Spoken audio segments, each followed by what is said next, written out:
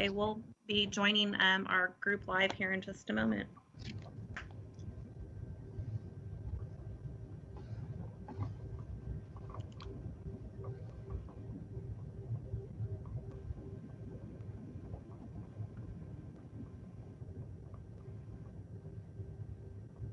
Okay. Well, good morning, everybody. Welcome to our virtual guests, and thank you for joining the Chamber in Hays, Kansas for its first legislative coffee of 2021. My name is Sarah Wassinger, and I'm the president of the Chamber here in Hays, Kansas, and I will be the moderator for today's coffee. Thank you to this year's Legislative Coffee premier sponsors, Midwest Energy and the Hays Daily News, for giving us the opportunity to meet with our area legislators. And we also wanted to say thank you to our technology sponsor, Nex-Tech, for allowing us to go virtual with today's event. Today we have the pleasure of speaking with 4 legislators and or their designees, Mr. Mike Zammerslaw, Deputy State Director for the Office of U.S. Senator Jerry Moran. We have Senator Rick Billinger of the 40th District, Representative Ken Rajes of the 110th District, and Barb Wassinger, representative of the 111th District. We will begin today's forum with opening remarks, and each legislator will be provided with the opportunity to provide about a 2-minute introduction, and then we will move into the Q&A portion for today's coffee. Some questions have been pre-submitted prior to today's event. We do highly encourage our virtual guests to utilize the chat room feature and type in any questions that you may have as we go. Fair warning that there is approximately a 30-second delay for the chat room feature versus the platform that we are utilizing. So thank you for your patience as we get to as many questions as possible. And we do just want to say thank you again to all of you folks for joining us this morning. We know your schedules are very busy, and we look forward to hearing the feedback that you have regarding this year's legislative session. So without further ado, we will begin with Mr. Zammerslaw. If you would provide us with your introduction, and then we will continue down the line. Sarah, thank you, and it's a pleasure to be with you this morning at the virtual Hays Chamber Coffee. Thank you for you and your team putting this together. And also, on a personal note, it's a nice virtually, sort of a second homecoming for me. I was sharing with Sarah, I grew up just a little bit east of you in the community of Wilson. Zammerslaw is one of those Czech names, but my mom is a Fahnenstiel, which I know doesn't narrow it down very much for folks in Ellis County, but she grew up in the DeMar area and then graduated from what is now TNP. So that's a second home to me, and it's an honor to be with you this morning.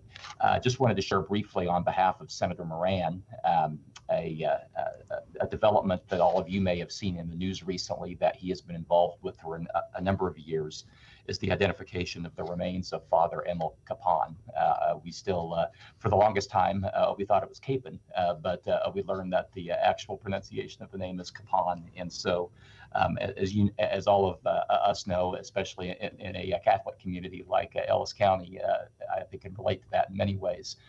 Father Kapan is a hero to many of us through his heroism in the Korean War, and is currently in the process of, and that's a slow process via the Vatican, trying to secure sainthood. But actually, when Senator Moran was first elected in 2010 and then took office in 2011, one of the very first pieces of legislation he introduced was to bestow Father Kapan with a Presidential Medal of Honor, which was awarded in 2013. And so certainly a relief to Father Kapan's family, and hopefully provides them some peace that he can have his remains identified, and now in the process of getting those back to the United States. One other item that's been in the news certainly that we've all seen is passage of the $1.9 trillion COVID-19 relief package. It passed the Senate last weekend, was passed by the House of Representatives earlier this week, and then was signed into law by President Biden just Thursday, and then the president spoke about it Thursday evening. I would say on behalf of Senator Moran that was a piece of legislation that he did oppose, not because there weren't some provisions in there that weren't worthy related to COVID relief, but the overall size of the package, nearly $2 trillion, was something that from Senator Moran's perspective was just it was just too large. And so he was actually part of a group of 10 Republican senators several weeks back that met with the president and proposed what they considered a more reasonably sized package, $618 billion that was more narrowly focused to COVID relief.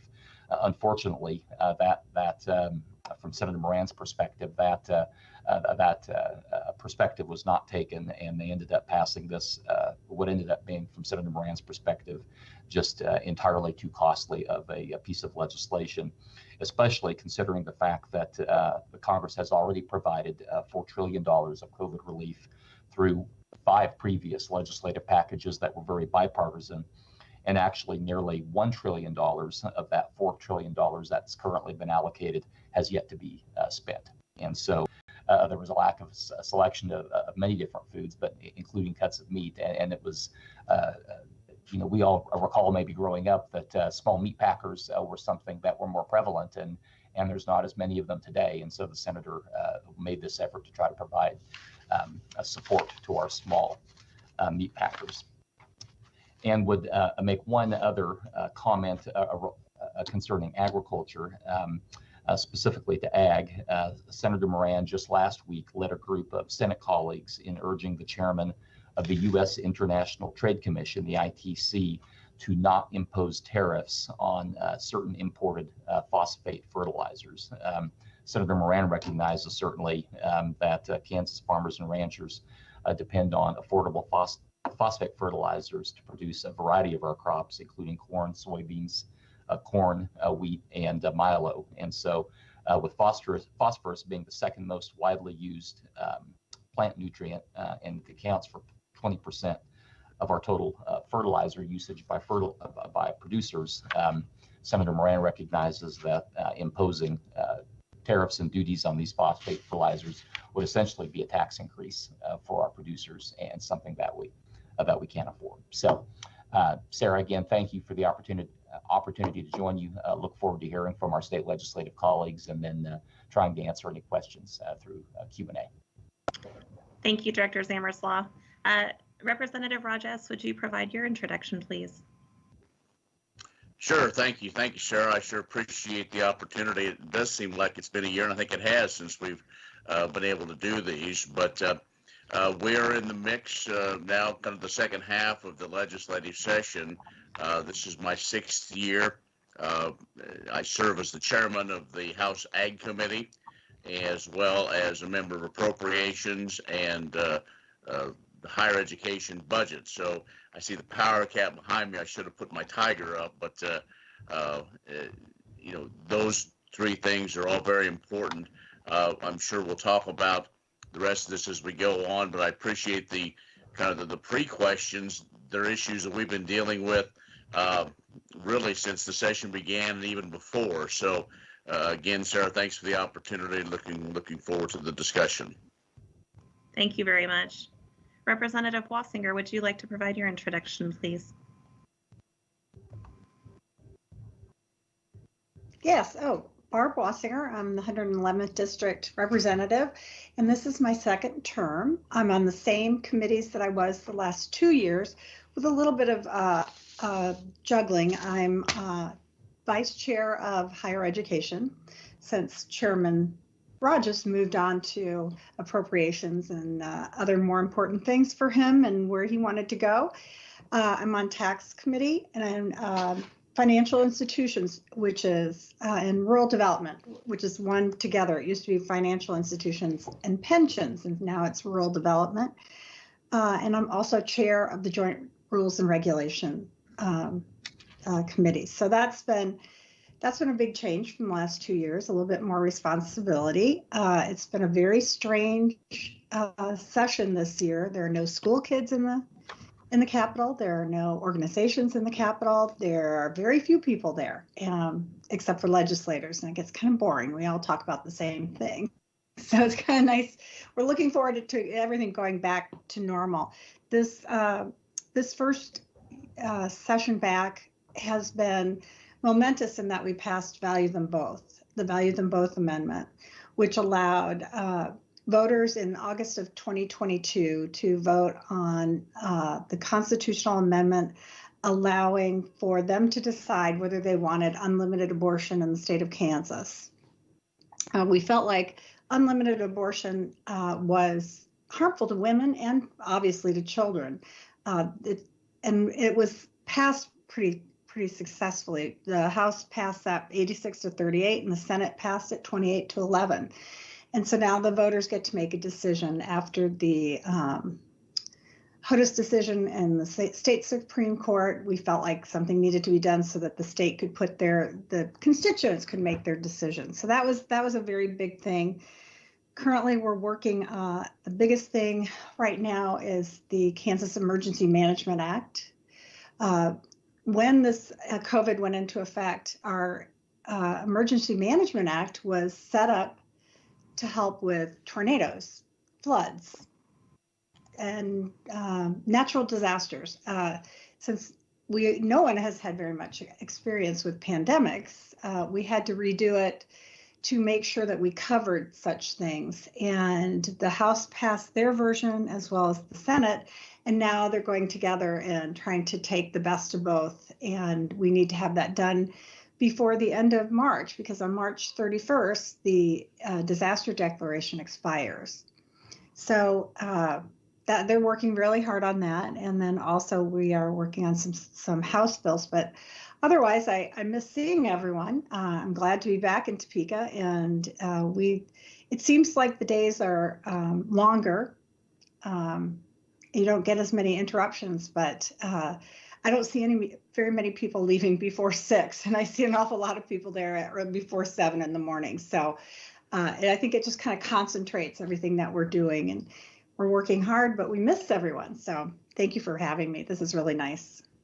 Thank you, Representative Wassinger. Representative Billinger, would you like to provide us with your update, please? Thank you, Sarah, and good morning, everyone. I'd like to thank Mike and Barb and Ken and everyone that's joining on YouTube for being here this morning. Appreciate it.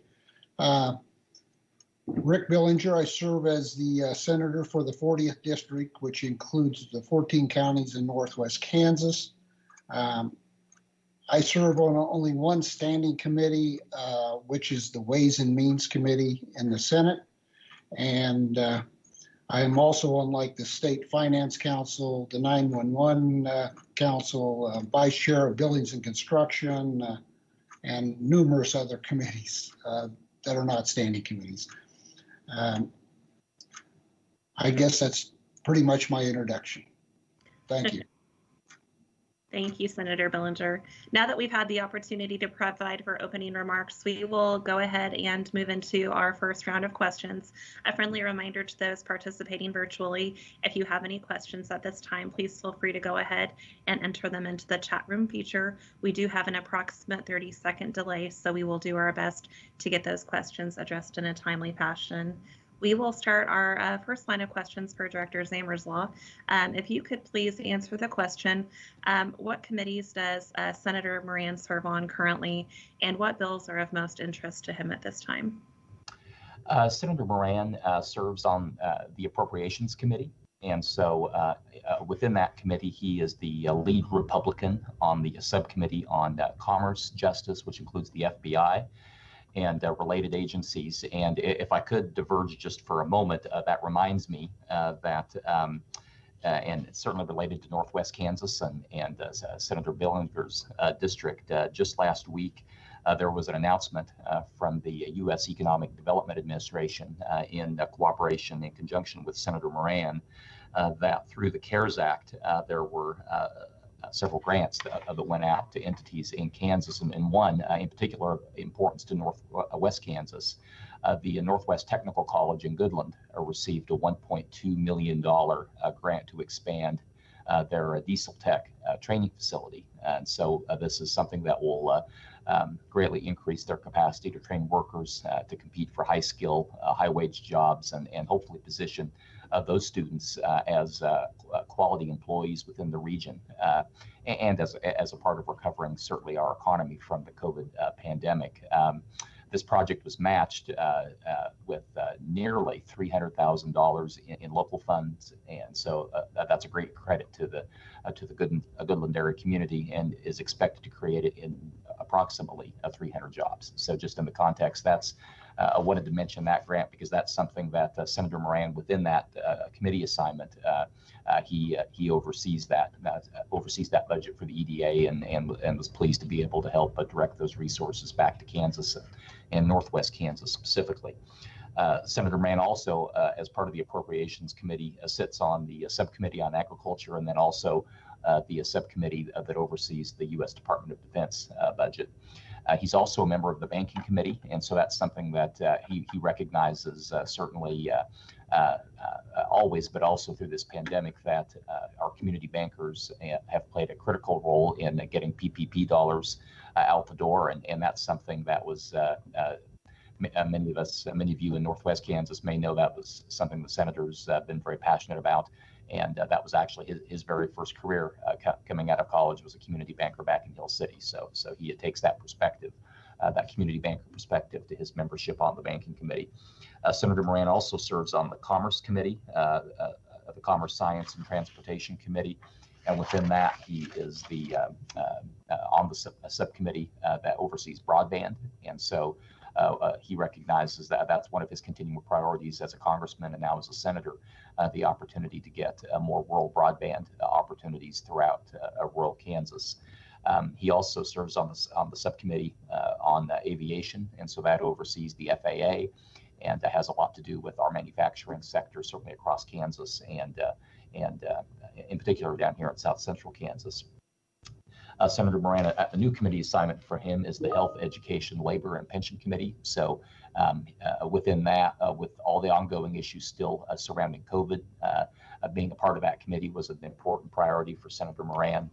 And then Senator Moran also serves on the Indian Affairs Committee, and then is the lead Republican, and in the last Congress was the chairman of the Veterans Committee. And so that was actually, since he's been in Congress as a House member and now as a member of the Senate, that's always been the first committee he's asked to be on, is the Veterans Committee, due to his belief that certainly all of us owe our debt and gratitude and need to do everything we can to support our men and women that have put on the uniform. And so he's honored to have served as chairman of that committee and now as the lead Republican. Thank you very much. The next question we have is surrounding the PPP program. So the application deadline for the second window is March 31st, as we're all aware. What discussion, if any, has there been surrounding further COVID relief measures for the Paycheck Protection Program? Sarah, thank you for the for that question. And there certainly are ongoing discussions, but that actually was one of the things that, frankly, disappointed Senator Moran about the $1.9 trillion package that was just passed into law. As you referenced, PPP applications are due by the end of March, by the end of this month, and there was no extension, unfortunately, in that stimulus bill. For all that money that was spent, there was no extension of that program in that bill. So Senator Moran will continue to look for those opportunities, but unfortunately, that extension was not included in the most recently passed legislation. So speaking specifically on the stimulus package, obviously we're aware that that has passed. What is the timeline for distribution of funds for the projects that were included? We're hearing that stimulus checks, the $1,400 stimulus checks and the child tax credit rebates may start going out as early as this weekend. And so that, it sounds like, will be relatively quick. Hopefully within the next few weeks, we'll have a more, I guess, a better understanding of, as the administration starts to implement the allocation of those funds, what the timeline is going to be for some of those other funds to come out. And I would mention, and I know this would be of, find to hear this would be certainly of interest to certainly folks at the state level, our state legislators, but also at the city level. There was a provision that was in the $1.9 trillion package regarding funding for states, localities, tribes, and territories. And so there was $350 billion allocated that will come back basically to states and local units of government. And that's, again, an awful lot of money, $350 billion nationwide. And then specific to Kansas, and this is a study by the Tax Foundation, so it's not something we've seen ironclad to know for absolute certain, but it's a study we've seen that at this point indicates the state of Kansas, the government of Kansas, is due to receive $1.56 billion, and that would go directly to the state of Kansas. In addition to that, individual cities and individual counties across the state are, from what we're understanding, are due to receive $1.15 billion. And so again, that's a considerable amount of money. And depending on the size of the city, community, we're hearing some bifurcation. Cities above 50,000 population and cities below 50,000 population. There's a CDBG, Community Development Block Grant formula, that will be used to help calculate what different cities are eligible to receive. But from what our understanding is, cities of larger and smaller size will end up receiving funds coming back. And so don't know that exact timeline, but we're hoping to get a clearer idea within the next few weeks. Thank you, Director. Margaret Allen from the Hayes Daily News has a question. She would like to know specifically what are some of the main funding items that Senator Moran would have wanted cut from Biden's $1.9 trillion COVID relief package. Thank you. I just think the overall cost of the legislation was something that he felt like we couldn't afford. Looking at this $350 billion that came back to states and localities, he just thinks that, and I guess the example I would say, and I put this in my opening remarks, I'll tell you Senator Moran's position by stating what he's for. He went to, as a group of 10 Republican legislators, to the White House to propose a bill that was under $700 billion, $618 billion that was focused on specific COVID-related relief regarding testing, regarding vaccines, regarding PPE, those types of provisions, and that the size of that legislation was 1/3 the size of what was passed. And so that would have been something he would have been supportive of as he proposed it with 10 other members of the U.S. Senate. So, thank you. Our next question is based on the recent policy changes for the pipeline. Obviously, oil and ag are very strong industries in Kansas, and they're very important to us. What is being done to essentially kind of stop the cancel culture of the policies that have previously been in place and the funding that's already been in place to establish the pipeline? And what is being done at the Senate level to address those concerns? We're looking at every opportunity to engage, certainly, different pieces of legislation, and it depends what the piece of legislation is.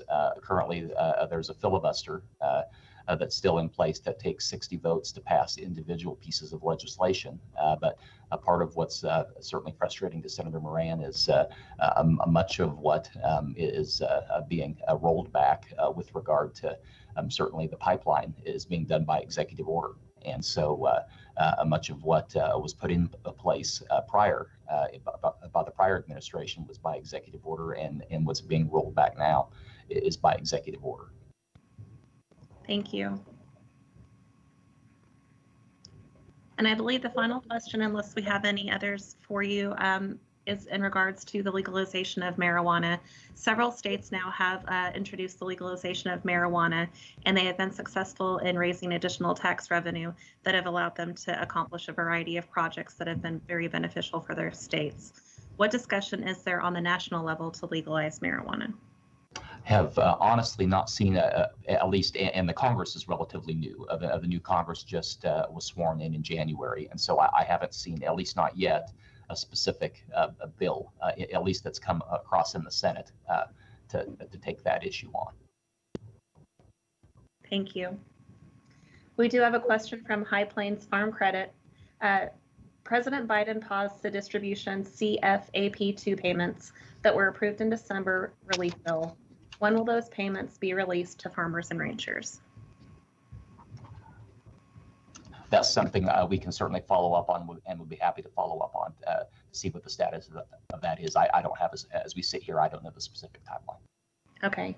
I will be reaching out to High Plains Farm Credit, and I will get you their contact information so you can provide them with an update from the senator. Sarah, thank you. Thank you, Director. Before we conclude with questions for Director Zammerslaw, we will just pause briefly to make sure that there aren't any other questions from our visitors at home. So thank you for your patience as we wait for any final questions to come in.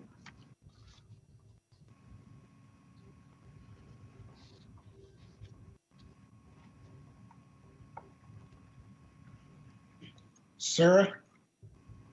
Yes, Senator Bellinger. Yes, before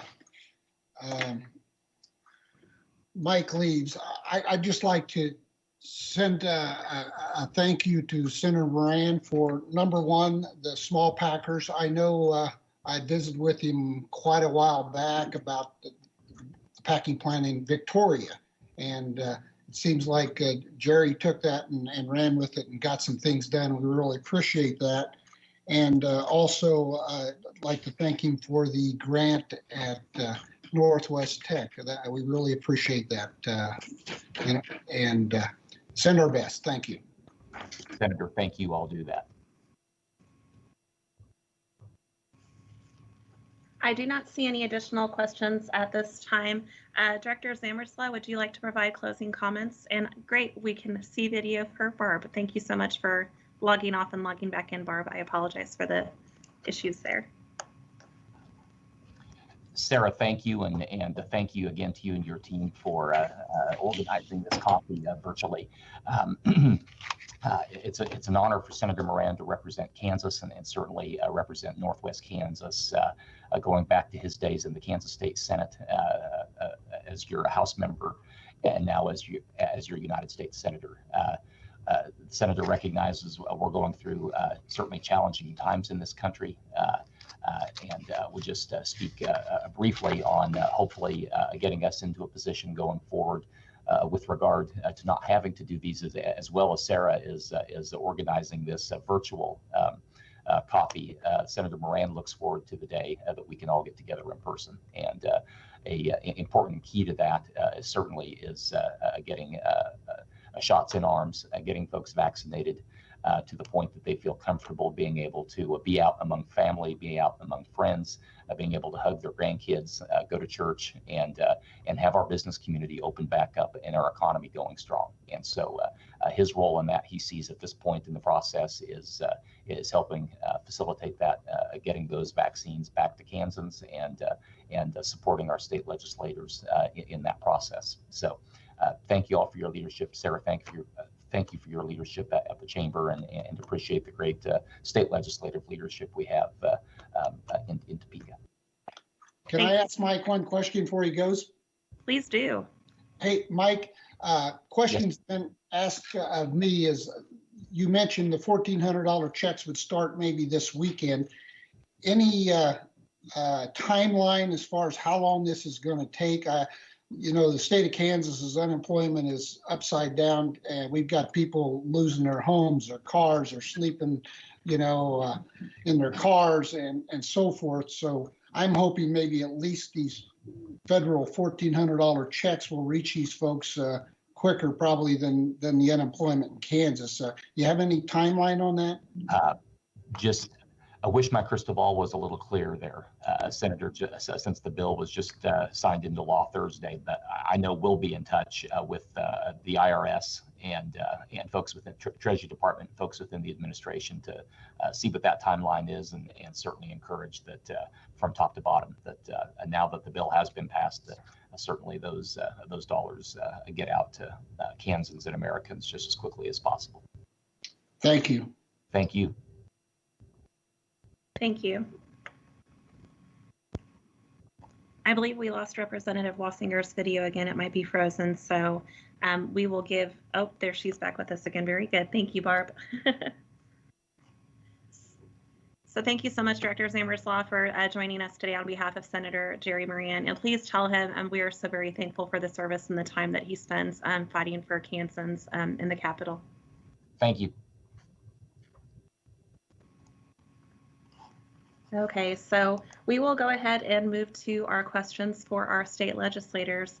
And the first one, I believe some of you spoke on briefly, but if you did not mention which committees you serve on, at this time, would you please mention the committees you serve on and the roles that you play on those committees? We will start with Representative Wassinger. Would you like to start? I think you kind of spoke to that briefly, but if you had any other thoughts or words you'd like to add there. No, I think in case people didn't get on right at first, I'm on the tax committee. I'm on financial institutions and rural development. I keep wanting to say pensions, but that's been moved to insurance. And I am the vice chair of the higher education budget with chairs Susan Humphreys and former chair Representative Rogers being on the same committee.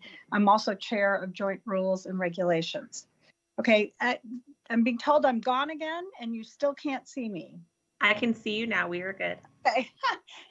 I'm getting text messages, so I now I'm on my phone. Anyway, so those are the committees I'm on. I also I live with 3 other legislators who 2 of which are educators, and they've been talking about the education bill. And then there's also a lot of talk about different things in judiciary. So I got a lot of information. So it's good to be here. Very good. Well, we're thankful for your time this morning. Thank you for joining us. Oh, thank you. Representative Rajas, would you like to share the committees that you serve on? Yes, and I guess I forgot another one because it's just kind of a rolling thing that I do. But I chair the Committee on Agriculture, and also serve on the Appropriations Committee. And there, I'm probably more of an agitator than anybody, than on a lot of these issues. As you build a budget, and so I've been privileged to be on there now for 3 years, and the appropriations gives you a good and obviously Ways and Means through the Senate. I mean, you see everything, and you help build that budget, and it is sometimes we get maybe caught in our 1 or 2 things, but almost everybody appears before the Appropriations Committee, and so you get a chance to question them and do as deep of a dive really on any agency or anything like that. I also remain on the Higher Education Budget Committee, and I've tried my best not to overstep my bounds as a past chair, but still staunchly defend higher education, our Regents institutions, our community colleges and technical schools, and realizing that really there's no greater investment, to have a strong economy than in education, and higher education is one that is so critically important. And the other thing that I do, my colleagues elected me the chairman of the Republican caucus, which is basically try to be one that gives them the information they need in this COVID world we've lived in. It has been, we've done a lot of virtual meetings, and so it makes it kind of interesting. Normally we would get together, do a lot of face-to-face. We haven't this year. We haven't done a lot because, again, when we were starting the process of planning for this session, after the November elections, we weren't sure what exactly was going to go on. So some of our direction was maybe don't do a lot of deep dives this year into a lot of complex ideas, because we may, the thought maybe the end of December, 1st of January was, will we still be in session this right now? And obviously through the vaccine rollouts, and wish they were a little stronger. We can maybe talk about that later in this, but so those are the things that I do. Thank you very much, Representative Rajas. Senator Billinger, would you like to provide an update for the committees that you're serving on, please? Yes, thank you. I currently only serve on one standing committee. That's the Ways and Means. I chair that committee, and we primarily work on the budget. And our committee has put the budget together. We kicked it out of committee on Thursday. We will run that on the Senate floor on Tuesday. And hopefully we'll be able to get that passed across the floor and ready for conference with the House. Some other bills that are in my committee, I have a number of them, but probably one of the important ones that we'll be working on is a CAPERS bonding bill. A few years ago, I think it was 3 years ago, we did a $1 billion bond, and the bill, or excuse me, $1 million bond, and no, it was $1 billion. Okay. Anyway, we did the $1 billion bond, and that money all went directly into CAPERS. And so far, we've returned approximately $282 million on that bond. So in 3 years, over 25% return, which is really, really good. So we're looking at another bond, maybe another billion or 500 million, depending on what the committee decides. Another bill that we did do in our committee that I think will probably get signed by the governor pretty quick here had to do with combining the unplugged well funds, so we can take care of abandoned and unplugged wells in Kansas. And we had a conference committee on that Thursday and agreed with the House on the changes. So look for that to run across the floors again and head to the governor. That's probably a highlight on things. We've got about 7, 8 bills we're going to work next week, and after we do get done with the budget on the floor. So thank you. Thank you, Senator Billinger. This next question, we'll go ahead and start with Representative Wassinger, since she serves on the Committee for Education. House Bill 2119 would allow a significant amount of funding to be taken away from public schools to fund private schools without private schools being held to the same standards as public schools. What is your position on this bill? First, I need to correct a lot of misinformation that people have received. House Bill 2119 is made up of probably about 3 different or 4 different bills. The first one is an educational savings account for at-risk students equal to their annual base aid. And there's a 3-year hold harmless to schools. So they won't see anything at least for 3 years. Currently, 80% of our free and reduced lunch kids are not performing at grade level in math, science, and English. And if we want to have a citizenship that is smart and able to read, we won't get anywhere in Kansas. So that's a huge amount of kids in that group that aren't making the grade, and they're just being pushed along. House Bill 2068 is a tax credit scholarship program to allow students from any public school in Kansas, and it's capped at $10 million in 2020, and there's 632 participants in that right now, so that they can get scholarship programs, and they can go to schools that are best for their, whether it's a tech school, a college, a community college. It's important to note that we are following the Gannon lawsuit and are fulfilling all of our responsibilities, and we're doing what the governor said to put into education. We've accepted her recommendation.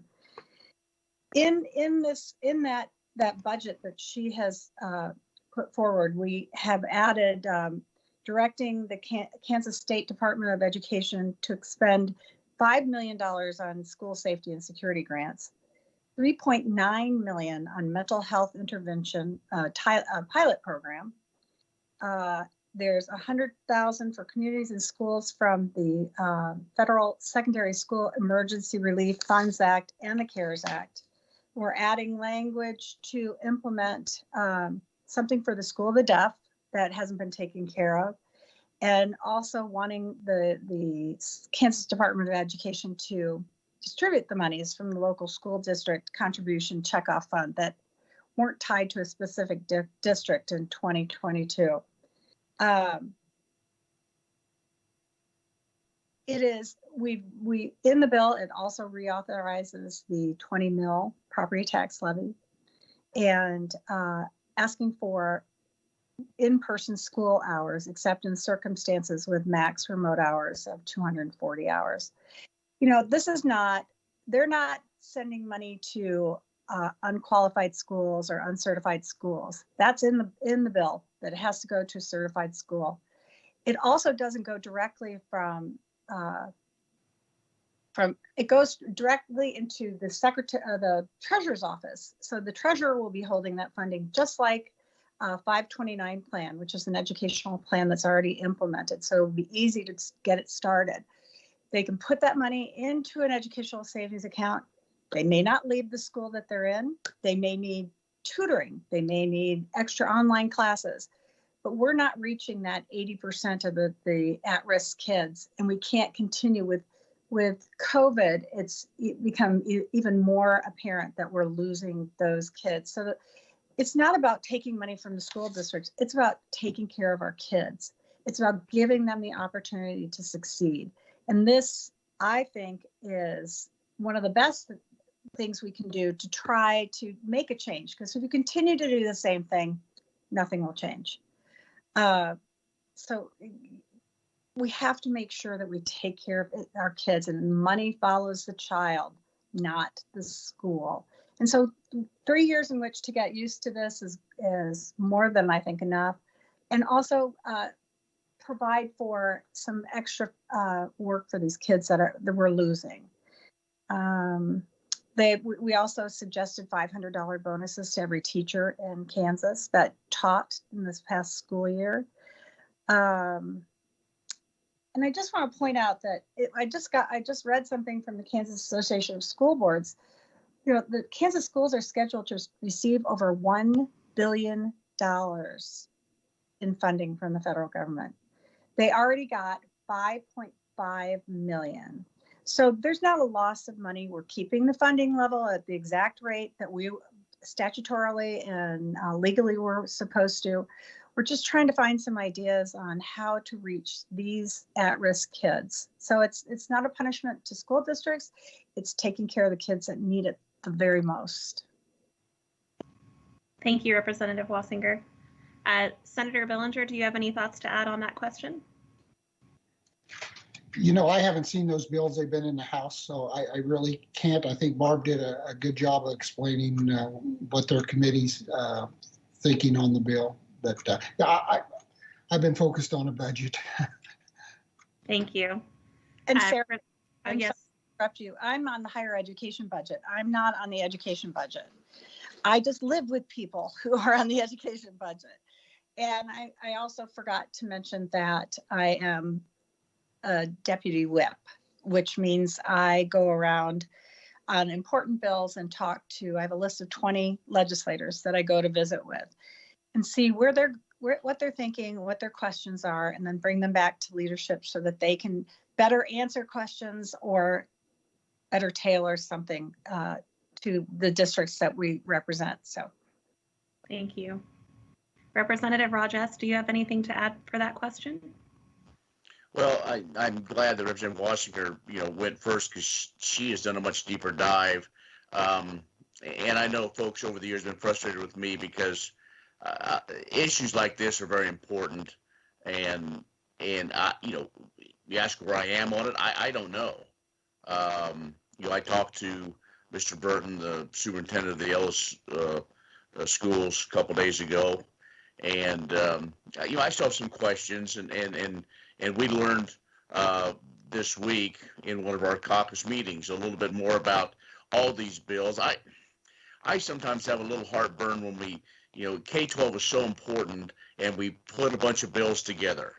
And instead of kind of taking it one bite at a time, and there are reasons for that, and that's fine. My concern is the districts I represent. And that's what I'm trying to make sure I mean, I understand a lot of these things. They're very good, but do they work in the 110th district?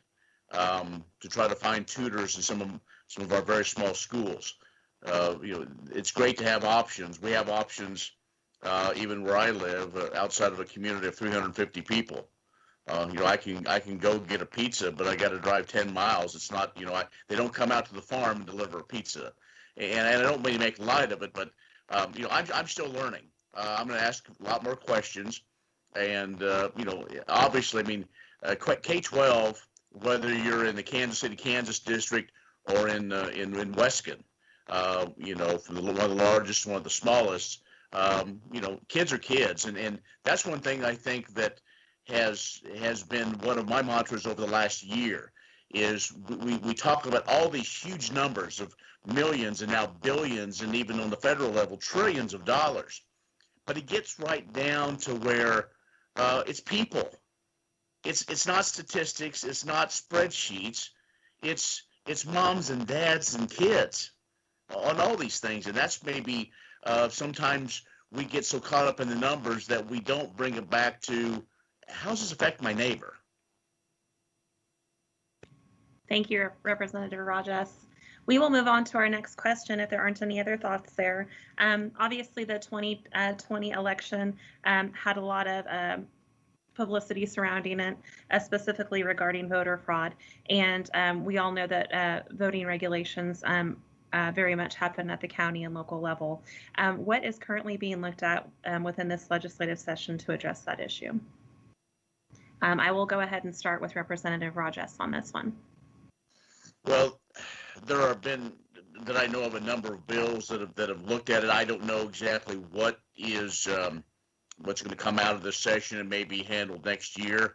One thing I will say is that we talked about what's going on with the voters, elections, voter fraud. A lot of folks, you watch the national news. What state doesn't get brought up? That's Kansas. The integrity of our elections, I think, are bar none. There's a lot. We love to stir that pot, and I think we continue to put in place anything that might need to make sure we have free and fair elections, and we will continue to do that. So I have a little bit of concern with maybe we are reacting before we have a good idea of exactly what happened. Were there fraud? I don't know. Most of us has been through this the last few months on other programs to where it gets hammered, and honestly, we represent Kansas. We represent in Topeka. We don't have we shouldn't. Honestly, I think we shouldn't have opinions of what goes on in Pennsylvania. As official elected in the state of Kansas, our concern is Kansas. Our concern is Ellis County and the other counties that I and the rest of us represent. So, I think we have proven that the Secretary of State's office, the current occupant and his staff, ran a very good and smooth election. Thank you. Senator Billinger, would you like to address that question? Yes, thank you. I think Representative Rogers hit most of the high notes there. I don't know. I haven't heard a lot of discussion in Topeka. I know, our elections, we feel like are secure. We have, voter ID, just like you can't just vote without having ID. And so I think that's probably one of the most important factors that we have in Kansas. And that's probably why, as mentioned by Representative Rogers, we're not here in Kansas in the news. So thank you. Thank you. Representative Wassinger? I'm not sure how much more I can add, but I am very proud of Scott Schwab as Secretary of State because he was on top of this and he did keep us out of the news. So Kansas has done an excellent job. They should be looking at us to figure out how to do a better job with their elections. So If I could add right quick before we move on, I think this question may come because of the federal, because of HR 1. There's been a lot of discussion about that, of federalizing elections, and so, and that is a federal type thing that they're working on. I think any of us would have concern that that any could be done by either Republicans or Democrats to change something as precious as a vote. I mean, we talk about everything that we have or could lose as Americans, and the power that's equal to everybody. Everyone has one vote, and so to do that under the guise of whatever, just be careful. But I'm guessing that's why that question got brought up. Thank you. I know that we do have 40 minutes more scheduled for this legislative coffee this morning. Representative Rajes does have an important appointment to get to, so we will ask one more question and give the three of you all a chance to address that, as well as give Representative Rajes an opportunity to provide some closing remarks. If there are any other questions from our virtual visitors, please enter them into the chat room at this time. And the next question is surrounding the fraudulent unemployment claims that have hit our state so hard. Kansans have lost over $140 million so far, and that was of our February 2021 count. What measures are being taken to address the processing of these claims, as well as finding out and prosecuting those who are filing the claims? We will start with Senator Billinger for this one. Thank you, Sarah. Unfortunately, we have some really bad issues with fraud in Kansas. Started a year ago. I had a local implement dealer call me and he said, Rick, he said, I've got 2 employees that work for me for 30 years and I just received unemployment claims on them. So, I got a hold of the Department of Labor and try to let them know there's fraud going on. Well, unfortunately,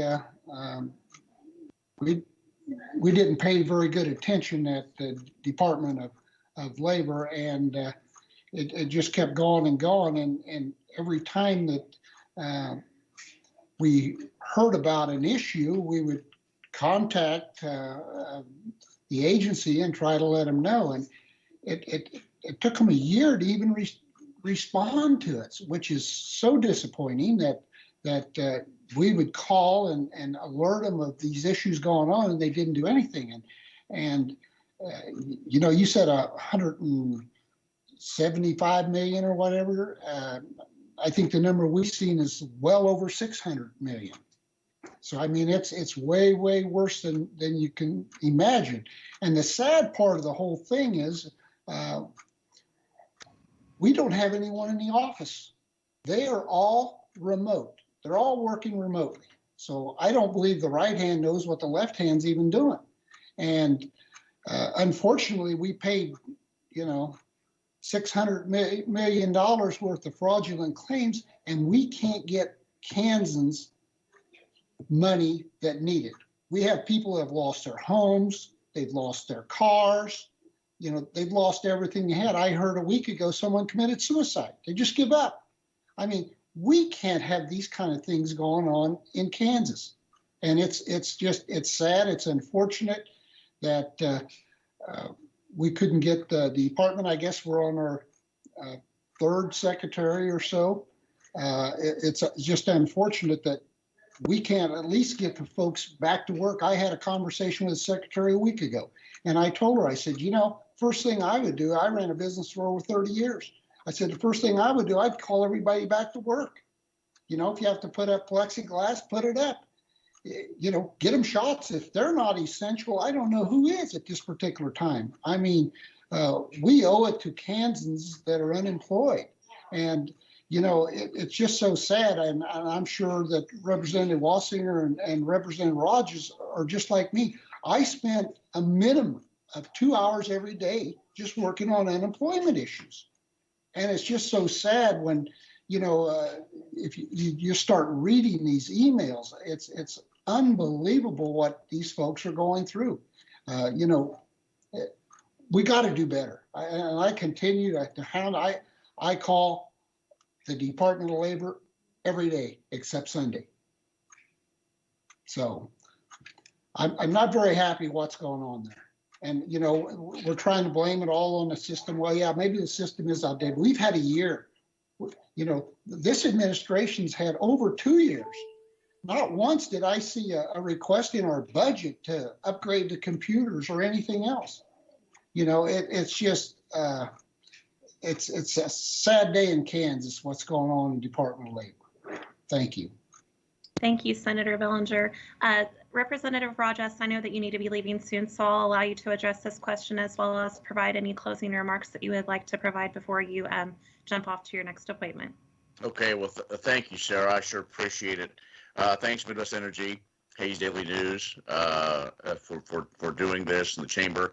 I'll address this and a couple of other things right quick. The labor is something we've been dealing with long before the session even started. Folks, you know, in my area, you know, that I represent in Ellis County, you know, the stories, you know, a young family who, you know, is going to lose not just their home, but just their electricity or formula for their baby. Again, these are people. These aren't numbers. I've said before, and I'll say it again. If you're a farmer, you're about ready to plant this year's corn crop. If you've got a planter that breaks down, you can't get parts till Monday, you don't stop planting. You probably have another planter in the shed, maybe a little older, maybe not quite as efficient, but you work until the job is done. I don't know. I drive by, like Senator Bellinger said, you drive by, there's nobody in the Department of Labor. You have people that what started out to be 24 to 48 hours, we got contact yesterday or Thursday, something over a month ago. And of course, it had been before that they had tried. But it's been a month since I went, you know, directly to the Department of Labor and said, here are people, here's this list to help. Finally, a month later, they got a response back. What happens is folks get an email from the Department of Labor that says something isn't quite right, call us. That's a joke. Department of Labor says, hey, we're going to set up another hotline. That's a joke. That's an app. You know, I don't know. I don't see who's chatting, but I'm sure people are yelling at their screen saying, well, it's all about former Governor Brownback. Well, I still go back to the system that we had was working for the limited number. Nobody knew that we were going to have 1,000 times more people that were going to be filing claims or be out of work. So let's work on solutions. You know, was everything perfect before? Absolutely not. But let's move forward. There are time for politics, there are time for zingers, and there's a time for a healthy competition when it comes to political. But these are people's lives. Now, we have that. We have the 1099, the fraudulent. Just talked with somebody last night. She's beside herself. What's she going to do? She goes, I got a 1099 that said the state paid me $21,000 in unemployment. She goes, they paid me about $250 or $1,250. I'm sorry. That's not right. These people, Kansans don't know what to do. It's just unbelievable. So I could go on too long, but you know, one of the things I'm doing right when I got to leave, I get to see my mom. She's in assisted living. And finally, those are opening back up. But we have a real challenge also in KDHE and vaccine rollouts. What the governor at KDHE was trying to do to Riley County, because they were doing the right thing and taking care of their people and saying, no, you wait. And everybody goes together. Well, if counties are doing the right thing, let them do it. You know, I read early this morning, we've got some challenges in Wyandotte County. Well, those should be fixed. Those should be addressed, because what happens is our area out here, we get limited numbers because the metro, the larger populated areas need to be taken care of. I have no problem with that, but let's get it done. I know one question you had, Sarah, was the mask mandate. You know, when's it going to happen? I don't know. Once we get the Emergency Management Act done, my guess is the mask mandate will probably go away after President Biden's been there for 100 days, which is about the end of April. Because if he's done that, the governor's not going to do anything different, and that's her prerogative. But the numbers are low. The numbers are getting lower. on COVID. People are getting their vaccines, and I'm glad. I'm glad that Hayes is back to giving people a choice. That to me is the ultimate in this whole situation. Now, I still wear a mask when I'm out and about and in the Capitol, to think of others. But if people don't want to, that's their choice. And that, as us, I'm not going to get too excited, but that is, as Americans, is what we should be. I know, Senator Villager, don't laugh, because I do that. But it is. It's all about choice. And if you want to choose to stay home, then do. If you want to choose to get out, wear a mask, don't wear a mask, follow those procedures. They work. They work. So with that, I do need to get going. So again, thank you for this opportunity. And I'm easy to find on the internet. If anyone wants to call me, it's right here with me. But thank you all for putting up with I do this every time, I think. I always tell myself I'm not going to, but now if I'm gone, then you'll get the real answers from the ones that really know what's going on. So, well, thank you all very much, and we'll talk to you all later. Thanks. Thank you, Representative Rajas. We hope you enjoyed time with your mother this morning. I'm sure she's very much looking forward to it. Thank you. Well, I'm going to pause to check and see if we have any other questions from our visitors online really quick.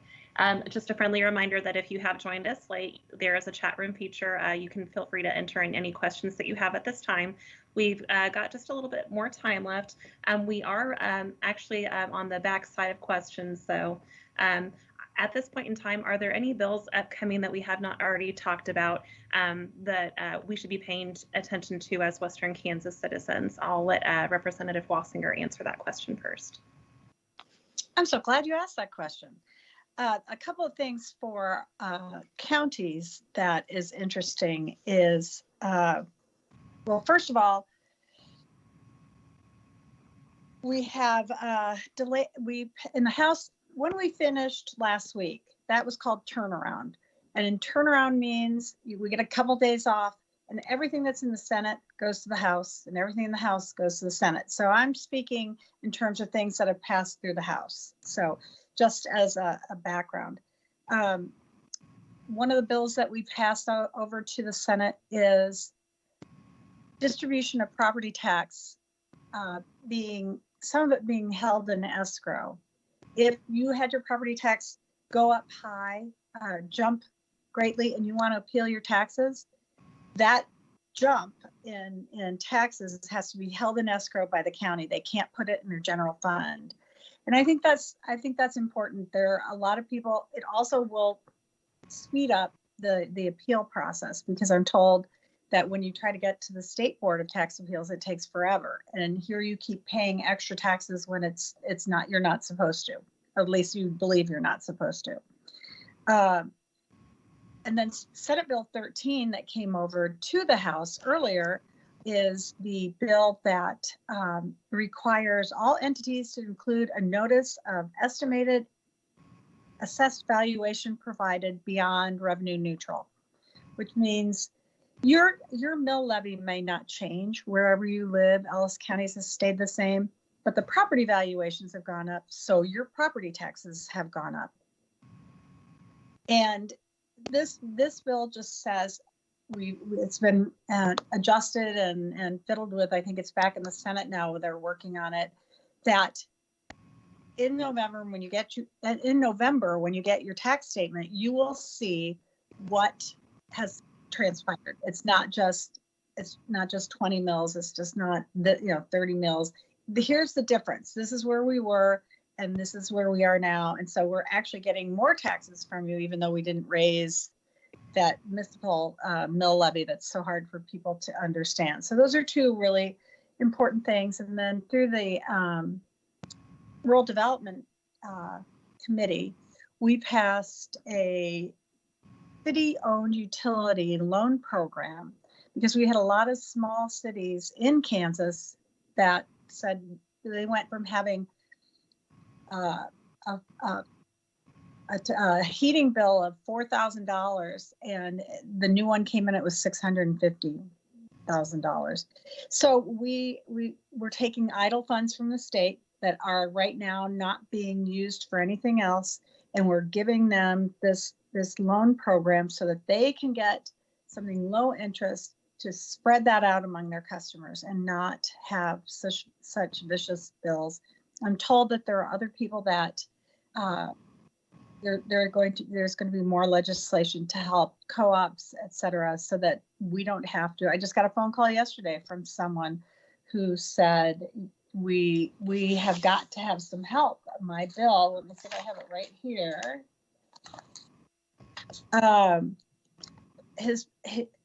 It went from, $7,000 a month for the properties that he owns, and it's up to $70,000. And I don't think anybody can handle that. We'll lose businesses, people will not be able to pay the bills. And I think our local co-ops have been really good. They've told me that they understand that, and they understand people won't be able to pay as much. So they're going to work with anyone on even pay. And in the meantime, we need to figure out who is it that is getting all this money. Who are the people that gouged Kansans and places in other places in the United States? So those are some of the big things that I think. The other one more thing I want to talk about is we enacted the first time home buyers savings account, which means you can have a tax credit. You can donate to your child or someone else $3,000 for a single person and $5,000 for a married couple, and put money in a savings account so they can either buy a house or renovate their house. And the max on that in all tax years is $24,000 for an individual receiving that from other people, and then $48,000 for a married couple, and the max in the account can be $50,000. And I think everybody would love to have that much. It can be used for purchase, construction. There's eligible expenses for active duty military. It will pay for fees for bank charges. And when you get that, they take that money out, then it adjusts their gross income. But it gives people a chance to perhaps be a homeowner when they weren't before and be able to get in there. So that's pretty exciting. And I know there's other things that I'm not quite sure. Those are the things that caught my eye that I thought that everyone locally would like to hear. Thank you, Representative Wassinger. Senator Bellinger, what are the items that are of interest to you that are coming through the legislative session at this moment? Well, I mentioned a couple of them. Like I said, I'm pretty much focused on the budget side of things, and I think, like I said, one thing of interest would be the Capers bill, trying to continue to get our Capers funded at better levels. When I got to Topeka in, I guess, 2011, 2010, whenever it was, Capers was funded at about in the low 50 percentile. I don't remember exactly. It was 54% or something around there. Today we are at 70%, and we've worked hard and have,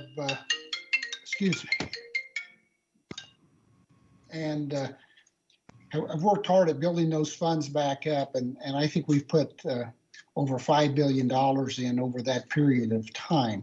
And the last several years, we've actually done the actual required contributions, which is the first time that had been done in 25 years. So it had been a long, long time before anyone had focused on that. And I would give a little praise out to the colleagues that joined me in 2010, 2011, and Governor Brownback that looked at this and said, we've got to do better. We've got to try to fix this.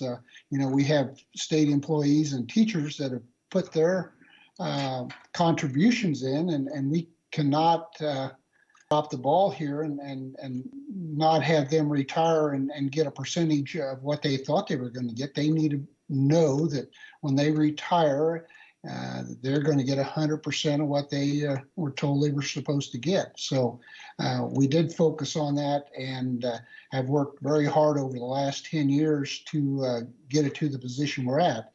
And one of the proposals that the governor had in her budget was re-amortizing capers.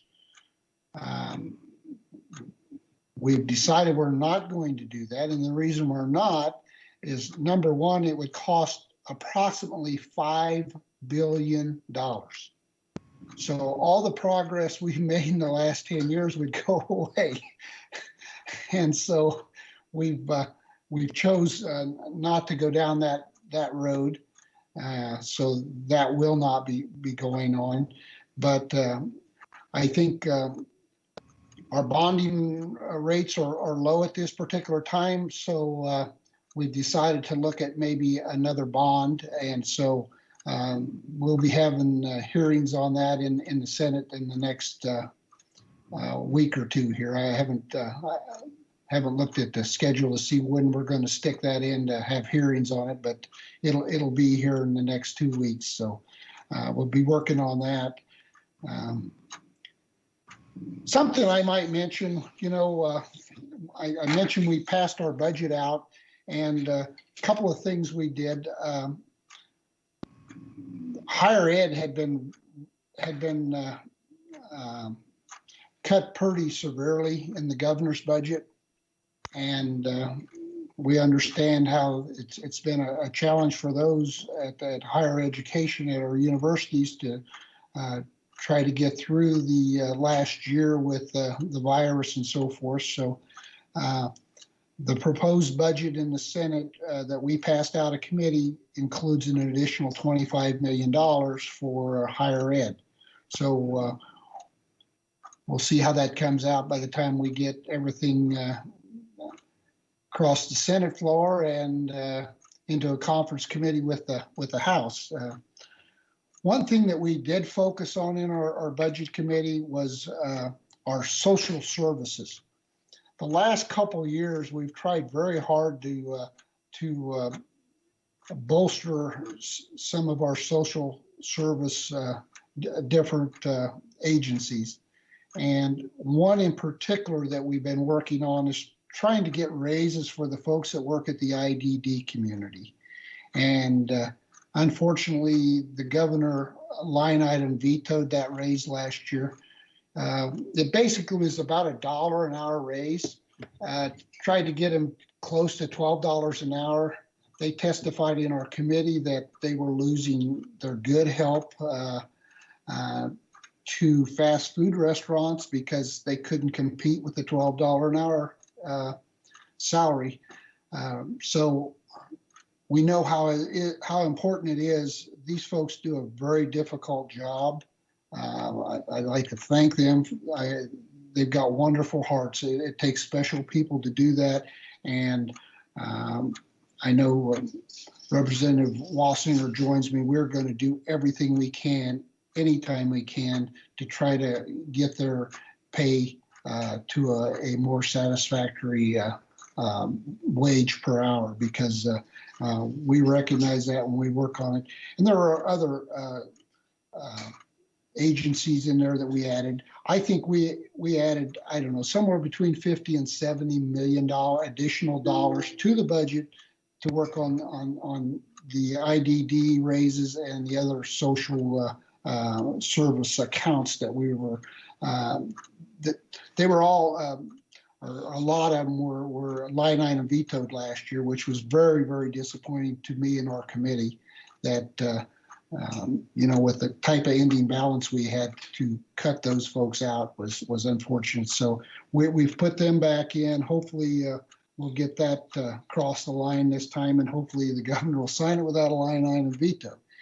And unfortunately, last year with the virus, we weren't around to override, vetoes. So this year, hopefully, we'll be able to go the full session. And if she does line item, we'll see if we can't override those with the veto session. Thank you. Thank you, Senator Bellinger.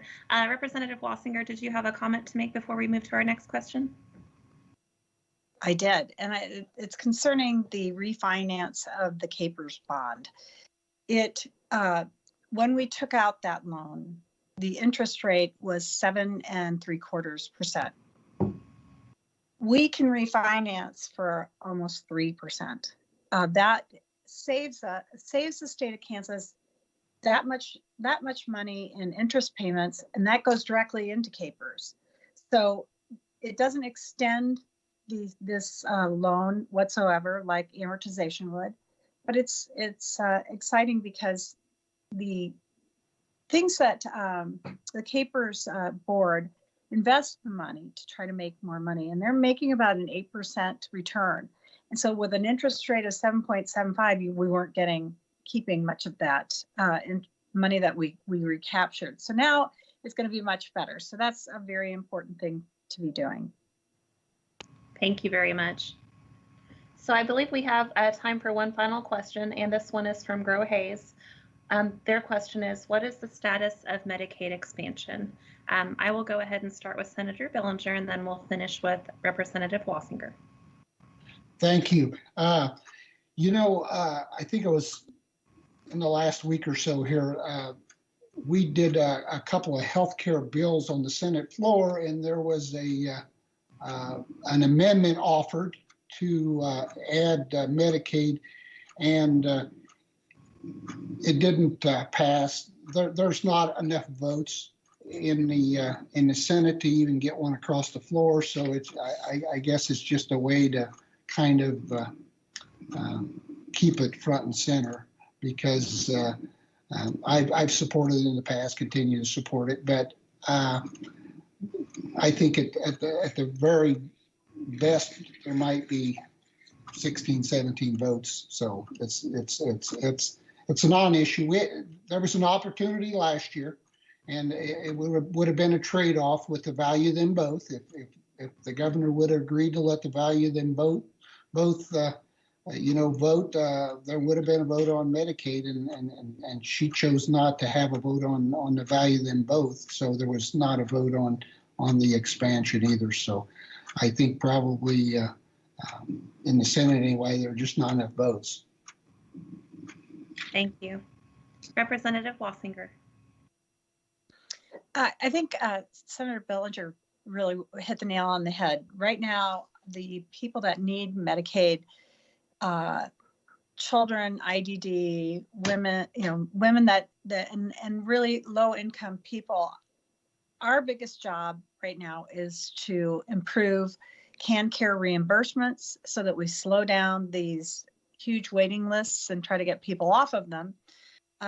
We just have to take care of what we're doing. And since he's correct, it has not been an issue and has not been brought up, that doesn't mean it won't be brought up. So you never know. Sometimes you get on the floor and things happen, and suddenly you're talking about something completely different. There's that term that they use is gut and go. So they will take one bill and someone will find some germane issue with it and take it out, remove that bill, and put in Medicaid expansion or anything else. So we'll see. We'll see what happens.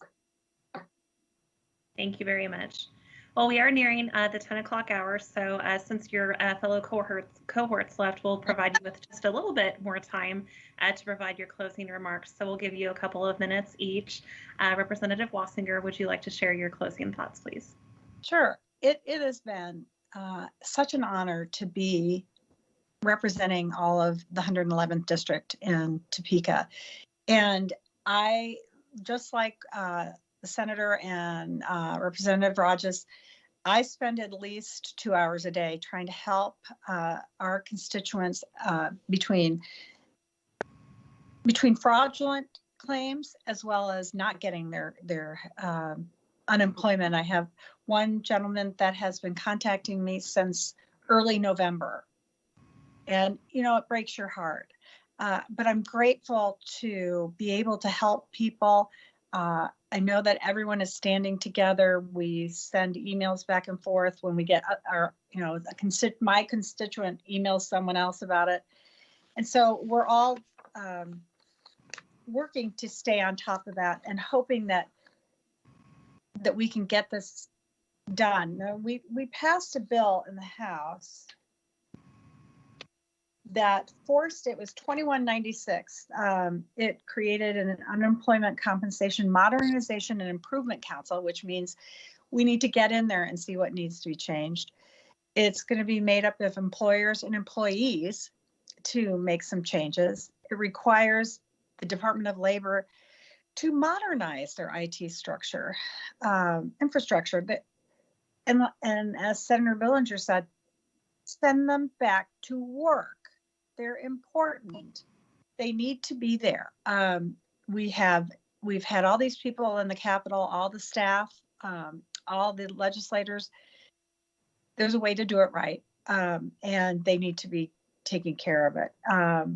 It also strengthens the penalty for fraud, and it creates a fund that is vitally important so that businesses and not-for-profit businesses and employees are harmless from all this fraud. I was in tax, and the Mark Burgard, the Secretary of Revenue, mentioned, someone asked him, well, are you getting all these 1099s? And he said, well, it's not our job to worry about it. We have to do what they send us. And I said, well, I have a problem with that. I think it's all of our problem, and we all need to work together to get this fixed. So it seems like passing some legislation through seems to put a fire under them. So hopefully we'll get somewhere. We need to clean up that mess, and I'm deeply grateful for being a part of that, because it's great to represent the 111th district. So thank you. Thank you, Representative Wassinger. Senator Billinger, if you would like to provide your closing remarks, please. Well, thank you. And first off, I'd like to thank all the sponsors today in the chamber for providing this opportunity for us to visit with our constituents. I guess a couple of things that I would close on. We do have a lot of these federal dollars coming to Kansas, and I want to make sure that we don't just waste them, that they don't just spend to spend, that we actually target and make things better for Kansas and Kansans. I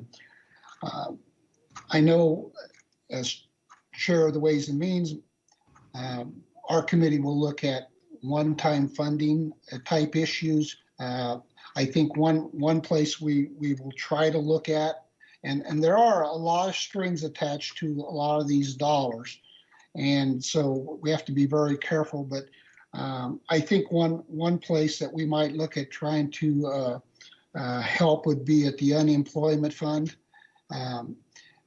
Many of these employers, especially, have had all these fraudulent claims. I don't think it's fair or right to put this on the back of our small businesses in Kansas. I think that we need to look at ways to beef that account back up.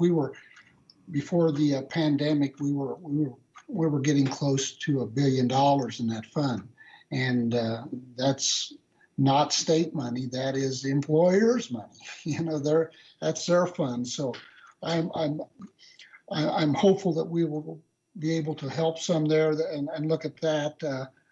Other things that we're looking at, I think, as a committee on one-time expenditures would be maybe the deferred maintenance on state buildings, and in particular our universities. I think the deferred maintenance is like $1.2 billion. It's been, pushed off. So maybe we could direct some of those dollars there and have something to show for it at the end of the day, rather than, so many of these programs are just money gone all over. And, it's unfortunate that, all you're hearing about on TV is the 9%, the $1,400 checks to folks, which is greatly needed. And that's why that's all they're really talking about, that. And they're talking about the tax credit for your children and so forth, which are all important. But that piece is only 9%. 9%. 91% is, goes to who knows where for what. I mean, it's a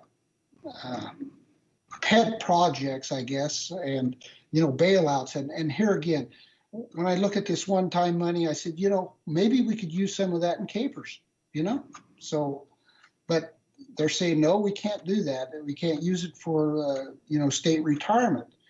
However, in that bill, they're going to bail out the Teamsters and a bunch of these other pension plans. And it's like, well, wait a minute. Why would we bail out private pension plans and not help state ones? So there's always questions involved and strings and trying to figure out how we maneuver around these things. But I would like to look and see if there's any possible way that we maybe could use that on Capers funding. Another issue that Representative Wassinger's touched on, but folks are receiving these 1099s on their unemployment that they didn't receive, that were fraudulent. Those folks, if there's any of you listening today, you need to contact Revenue and get a new 1099-G, because you don't owe that money and you shouldn't pay taxes on it. And I think there's so many folks out there that have had fraudulent claims against them that don't know about, it's you're going to have to pay it unless you go ahead and ask for this 1099-G. So unfortunately, we need to get that word out that if anyone receives a fraudulent 1099 to apply for a 1099-G. I think with that, I'll probably just close and thank everyone for joining us today. I appreciate it. I might touch on the utility bills. We have 1 minute left before the call is going to conclude, Mr. Okay. Senator. Okay, my clock's off. I thought we had a little time, but anyway, I'll just close it. That means we're out of time. Maybe Representative Wassinger has something else to add. Well, thank you so much for joining us today. We want to say again, thank you to Mike Zammerslaw, Deputy State Director of the Office of U.S. Senator Jerry Moran, Rick Billinger, Senator of the 40th District, Ken Rajes, Representative of the 110th District, and Barb Wassinger, Representative of the 111th District, for joining us today. Thank you to our sponsors, Midwest Energy and the Hays Daily News, for allowing us to have this opportunity this morning. And again, thank you to Nex-Tech for providing this virtual experience for everybody. We are glad to have some much needed rain. I know Senator Billinger is happy about that as a farmer. So again, thank you for the work that you do. We are very proud to have you represent us, and please continue to keep our business community in mind as you represent us in Kansas. Always. Thank you, Sarah. Thank you. Yes, thank you. Appreciate it, and look for the next opportunity. Yes. Thank you. Have Bye. a great day. Bye. You too. Bye.